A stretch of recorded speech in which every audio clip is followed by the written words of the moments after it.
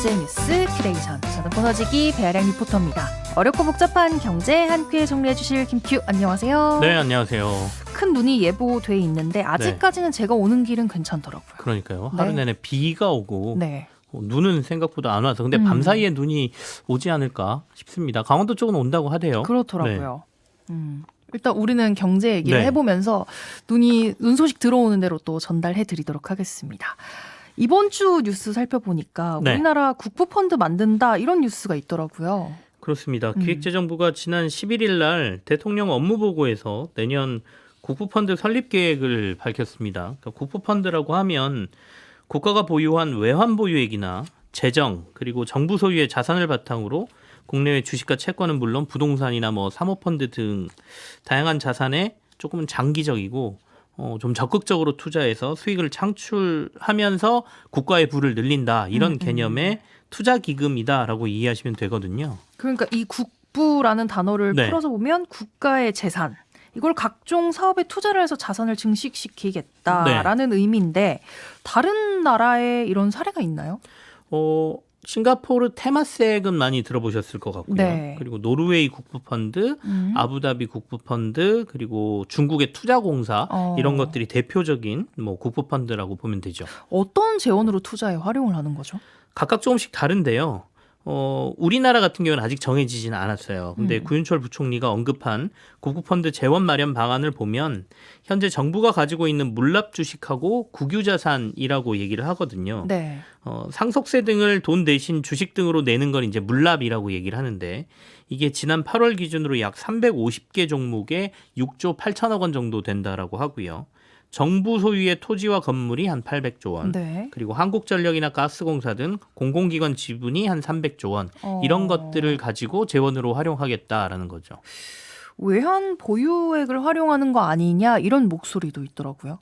이거는 아닙니다. 그러니까 왜냐하면 우리나라에는 이미 외환 보유액을 투자하는 곳이 있어요. 네. 좀 안정적으로 굴려야 되는 한국투자공사 KIC라는 곳이 존재를 하고 있거든요. 그러다 보니까 이곳은 고위험 고수익 투자보다는 안정적인 곳에 외환 보유액이 우리가 쉽게 흔히 말해서 사라지거나 없어지면 안 되기 때문에 네. 좀 안정적으로 하는 곳이 있거든요. 그래서 지금 얘기하는 국부펀드는 조금은 공격적인 투자를 해야 되기 때문에 외환 보유액을 건들 것 같지는 않고요. 그래서 정부가 한국형 국부펀드를 설립한다는 것은 이 KIC, 한국투자공사의 한계를 넘어서 미래 세대까지 지속 가능한 부를 쌓는 게 목적이기 때문에 조금은 더 공격적인 투자 전략을 짜기 위해서 새로운 투자 기금을 만든다라고 봐야 될 것 같습니다. 근데 이 공격적인 투자는 항상 네.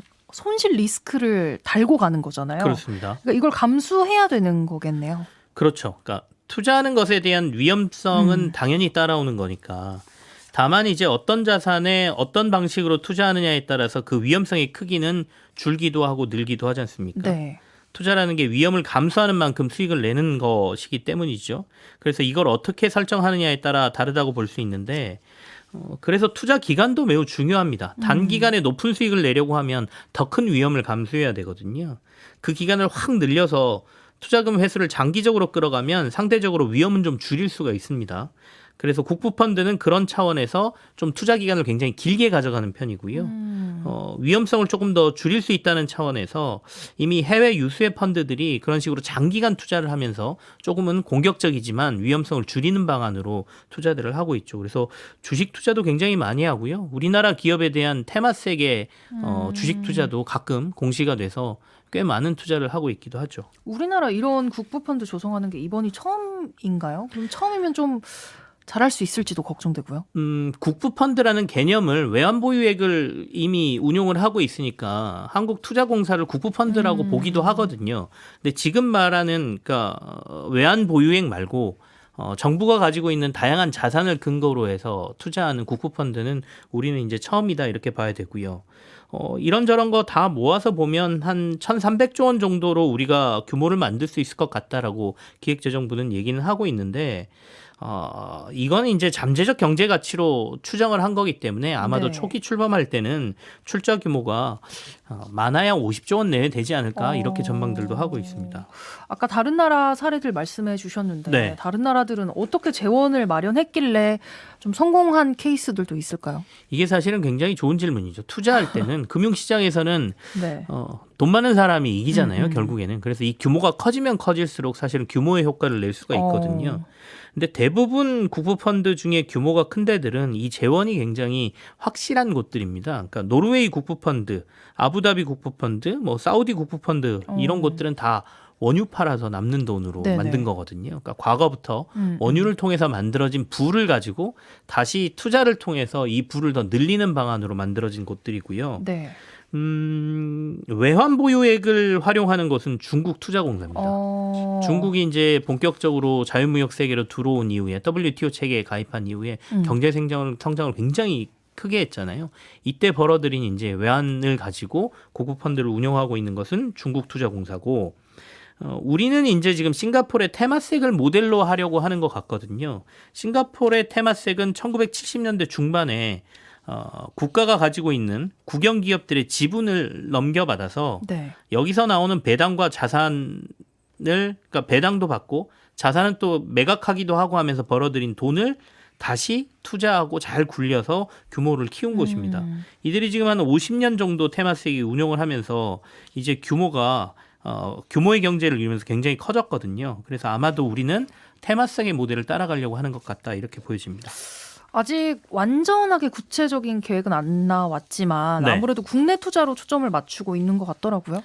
그렇습니다. 그러니까 투자 매력도 측면에서 보면 과연 이 국부펀드를 우리가 만들어서 국내 투자에 한정을 해서 큰 수익을 낼 수 있겠느냐라는 질문이 조금 따라붙기는 네. 해요. 결국에는 국내 성장의 어떤 그 과실을 이 국부펀드를 통해서 같이 누려가겠다라는 건데요. 사실 국내 투자로 이렇게 한정하는 이유 중 하나가 외환 보유액을 기반으로 한 지금 한국투자공사가 이미 존재를 하고 있지 않습니까? 그러니까 해외는 이 투자공사가 담당을 하고 이번에 설립하는 국부펀드는 국내 투자를 담당한다. 이렇게 분야를 좀 나누는 것 같거든요. 영역을 나눈다는 거는 전문성을 살릴 수 있다는 점에서는 긍정적으로 평가할 수 있는데 근데 굳이 이걸 두 개로 기관을 나눠서 운영할 필요가 있느냐라는 물음표도 있거든요.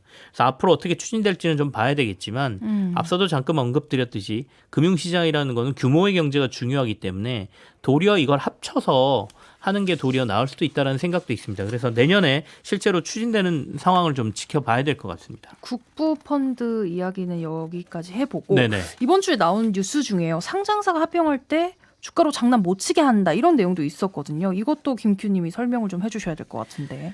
2015년도에 삼성물산하고 제일모직 합병할 때 기억하실 거예요. 기억하죠. 벌써 10년 정도 됐는데 제일모직과 삼성물산의 합병 비율이 1대3 정도였거든요. 네. 그러니까 삼성물산 주식 3주를 제일모직 1주와 바꿔주는 방식이었단 말이죠. 지금은 이제 제일모직이 상호를 삼성물산으로 바꿔서 사람들은 삼성물산이 남아있다고 생각하지만 합병 후에 그 당시에 존속법인은 제일모직이었단 말이죠.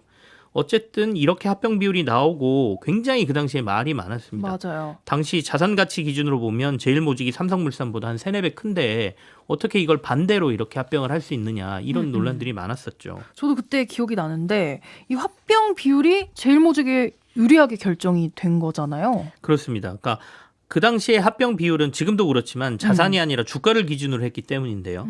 합병할 때 제일모직 주가가 삼성물산보다 훨씬 좋았기 때문에 그런 비율이 나왔던 거죠.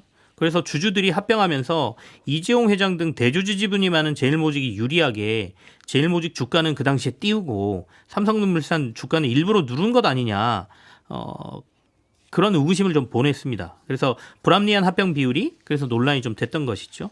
이제 이런 거 못하게 하겠다라는 게 이번에 이제 공정가액 비중으로 바꾼다는 거거든요. 네네. 그러니까 합병할 때 합병 비율 계산을 주가 대신에 이른바 공정가액 기준으로 하도록 법 개정을 추진하겠다라는 게 이 뉴스의 핵심이죠. 공정가액 이게 단어가 좀 낯설어요. 어떤 걸까요? 회사의 가치를 평가하는 방법은 이제 여러 가지인데요. 회사가 가진 자산들, 그러니까 회사의 현금이 얼마나 있고 부동산이 얼마나 있냐, 뭐 여러 시설들, 뭐 이런 것들까지 다 계산해서 수치로 보고 이 정도 회사가 가치를 가지고 있어 이렇게 보는 것도 있고요. 또 성장성으로 보기도 합니다. 매년 물건이 너무 잘 팔려서 매출하고 이익이 막 팍팍팍 늘면 이런 것도 회사의 가치를 평가할 때 조금 더 플러스 요인이 되겠죠. 그러니까 이런 다양한 것들을 한꺼번에 본다. 이게 바로 공정가액 기준이라고 보시면 되거든요. 그래서 우리나라 현재 자본시장법에 보면 기업이 합병을 할 때 합병 비율을 주가로 해라라고 한 이유는 이런 다양한 요소들이 사실상 주가에 다 반영된다라는 논리가 그 안에 들어있어요. 네. 그러니까 우리가 일반적으로 주가라고 하는 것은 회사의 성장성이라든지 자산 가치라든지 이런 것들이 결국에는 다 반영된다라고 보지 않습니까? 근데 이제 주가라고 딱 못을 박아 놓으니까 주가를 가지고 아까처럼 약간의 장난할 수 있는 요소들이 포함되어 있는 것이죠. 그래서 이런 것들을 막기 위해서는 최근에 시행령으로 일부 공정가액을 써라라고 얘기는 했지만 아예 자본시장법을 바꿔서 이제는 주가 외에 다양한 요소들을 합병할 때 회사의 가치를 판단할 때 써라. 이렇게 이제 자본시장법을 바꾸겠다라는 얘기가 되겠죠. 그러니까 주가가 기업 가치를 정확하게 반영을 못할 때가 있으니까 네네. 여러 가지를 종합해서 기업의 찐 가치, 진짜 가치를 따로 구하겠다 이런 말인 것 같은데 네네.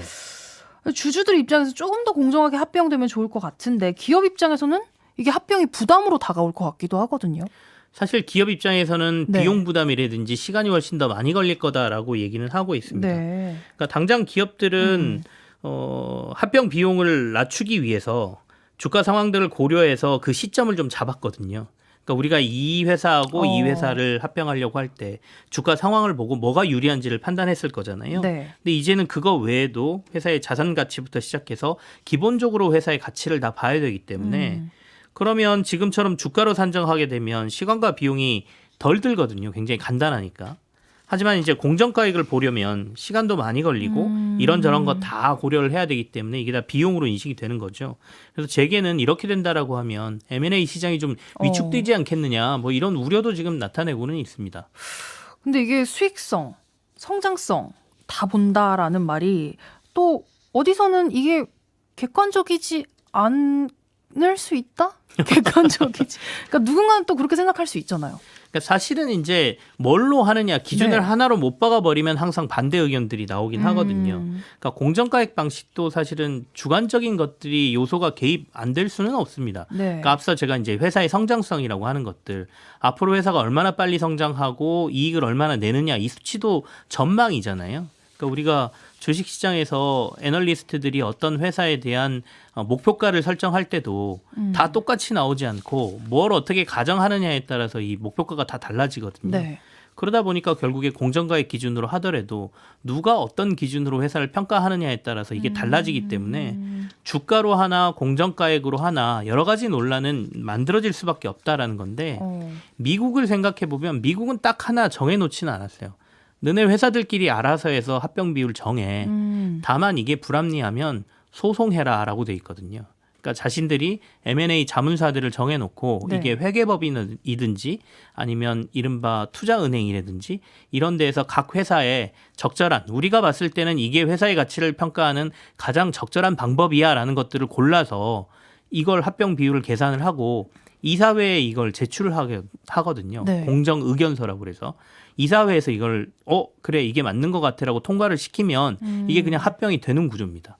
근데 이게 만약에 주주들이 불만이 있어서 소송을 제기하면 법원에서 3자를 통해서 다시 한번 그 가격을 계산하고 이게 잘못됐다 그러면 주주들에게 보상을 하거나 이런 방식이기 때문에 결국엔 우리나라도 공정가액 기준으로 갔다가 여기에 대한 불만이 또 생기면 그래서 이제 3자들이 평가하는 방법도 지금 의무적으로 해야 된다 이런 얘기도 나오고 있어서 우리도 이제 또 다른 시도를 해본다 이렇게 이해를 하시면 될 것 같고요. 다만 이제 이전에 했던 주가를 가지고 장난치는 합병 비율을 조종하는 거는 이제 법이 바뀌면 사실상 힘들어지게 된다라고 이해하면 되죠. 공정가액 이야기까지 나눠봤습니다. 저는 다음 주에 다시 찾아올게요. 네, 고맙습니다.